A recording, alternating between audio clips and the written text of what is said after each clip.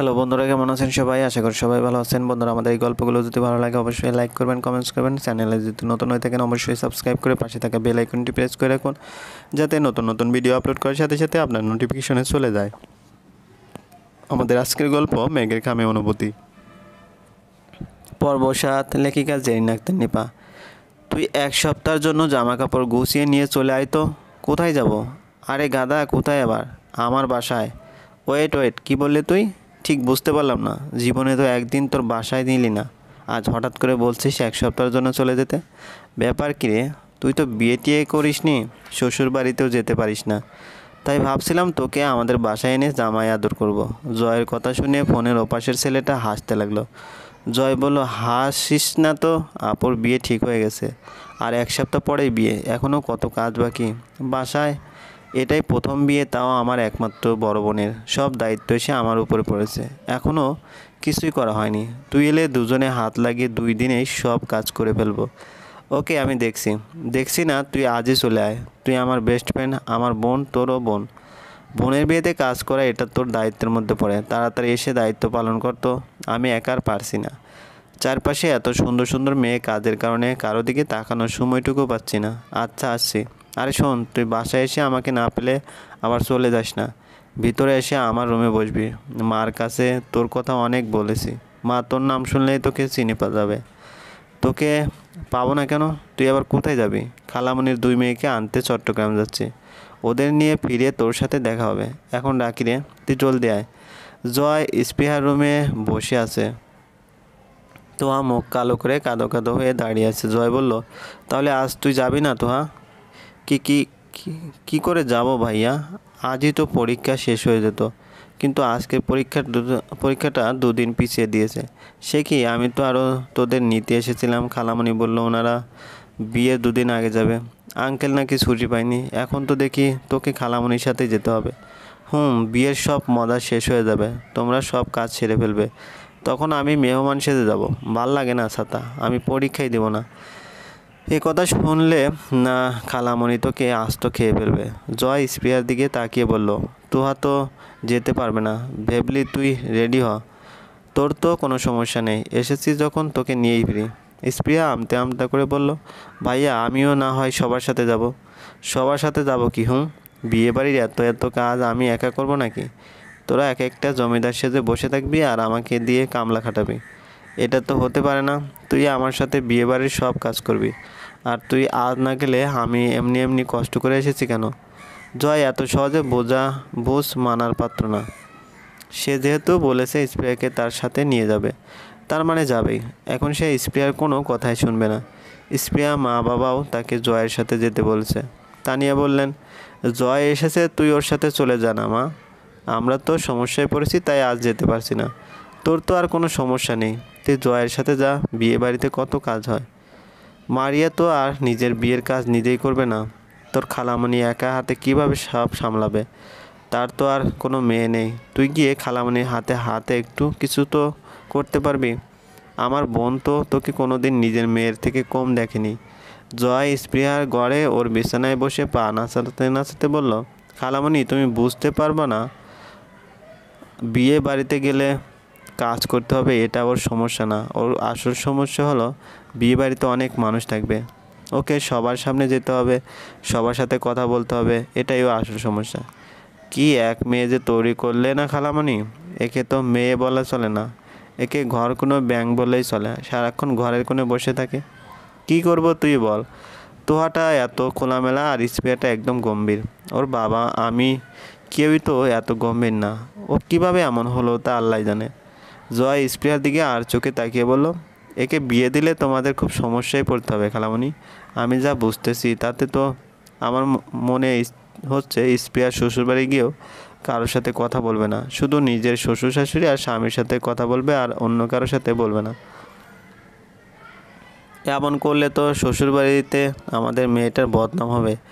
তোহা স্পৃহার সাথে তার ব্যাগ গুছিয়ে দিচ্ছিল, স্পৃহা আলমারি থেকে কাপড় বের করে দিচ্ছে, তোহা বেছে বেছে তার যেটা পছন্দ হচ্ছে সেটা ব্যাগে ঢুকাচ্ছে। জয়ের কথা শুনে স্পৃহা লজ্জায় লাল হয়ে যাচ্ছে। নিজের মায়ের সামনে জয় ভাইয়া তাকে নিয়ে এসব কী কথা বলছে?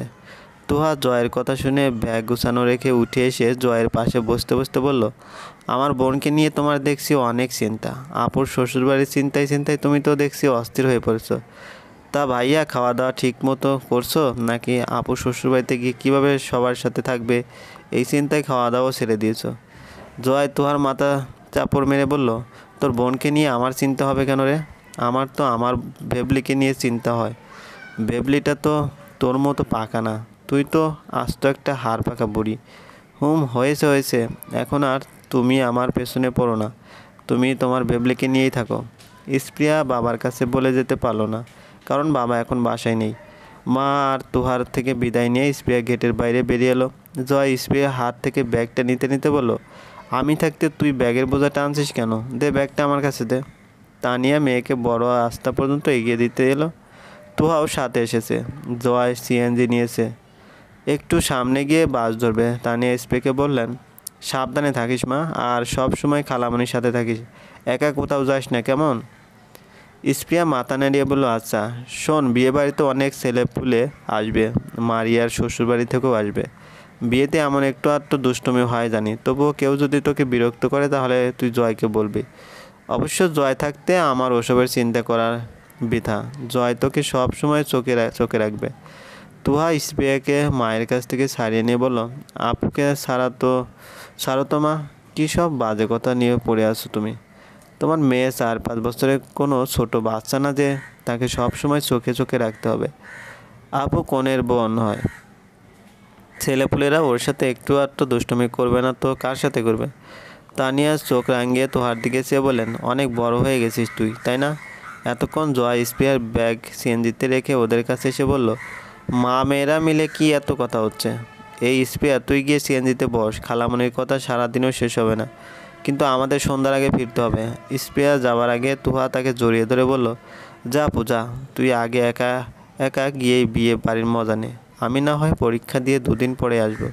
আর শোন, মারিয়া আপুকে বলবি আমি তার উপর অনেক রেগে আছি, সে কেন বেছে আমার পরীক্ষার সময় বিয়ে করতে গেল। কিছুদিন আগে বা পরে করলে কি এমন ক্ষতি হয়ে যেত? সুন্দর বিয়েরা আসবে আর আমি তাদের সাথে মজা করতে পারবো না, এত কষ্ট আমি কোথায় রাখবো তুই বল? জয় তোহাকে টেনে স্প্রিয়ার থেকে সারিয়ে নিয়ে বলল, এই নটঙ্কি, স্যার আমার বেবলিকে। তা তোর সব কথাই কিন্তু আমি শুনেছি, খালামণিকে বলবো। তুমি কত বড় হয়ে গেছো ভাইয়া, তুমিও না, ভাল লাগে না ছাতা।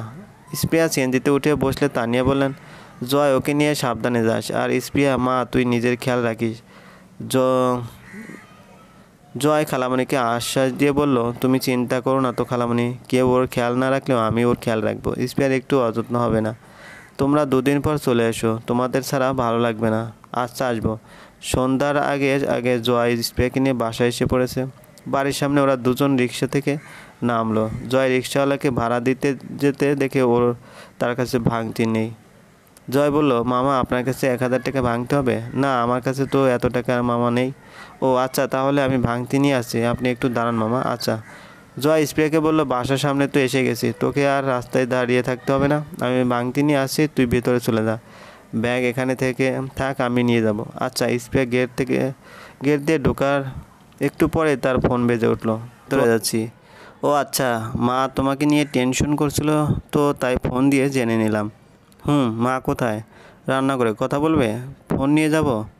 না, এখন থাক, ভিতরে গিয়ে ফ্রেশ হয়ে নিয়ে পরে আবার ফোন দেব, তখন না হয় কথা বলে নেব। আচ্ছা। এ আপু শোন, তোমার ব্যাগে আমি মারিয়া আপুর জন্য একটা গিফট রেখে দিয়েছিলাম, ওটা আপুকে মনে করে দিও তো।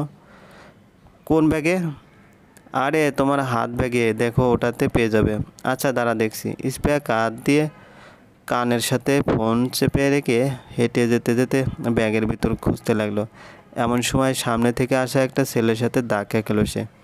ধাক্কা খেয়ে স্প্রিয়ার ফোন নিচে পড়ে যায়। ছেলেটাও ফোনে কথা বলতে বলতে আসছিল, তাই সে স্প্রিয়াকে দেখেনি। স্প্রিয়া অবাক হয়ে ছেলেটার দিকে তাকিয়ে আছে। ছেলেটা নিচে থেকে স্প্রিয়ার ফোন তুলে তার দিকে এগিয়ে দিয়ে বলল, সরি, আসলে আমি ফোনে কথা বলছিলাম তো তাই আপনার দিকে লক্ষ্য করিনি। এই নিন আপনার ফোন, চলবে। গল্পটি ভালো লাগলে অবশ্যই লাইক করবেন, কমেন্টস করবেন, আর চ্যানেলে যদি নতুন হয়ে থাকেন অবশ্যই সাবস্ক্রাইব করে পাশে থাকা বেল আইকনটি প্রেস করে রাখবেন, যাতে নতুন নতুন ভিডিও আপলোড করার সাথে সাথে আপনার নোটিফিকেশনে চলে যায়। ধন্যবাদ, ভালো থাকবেন।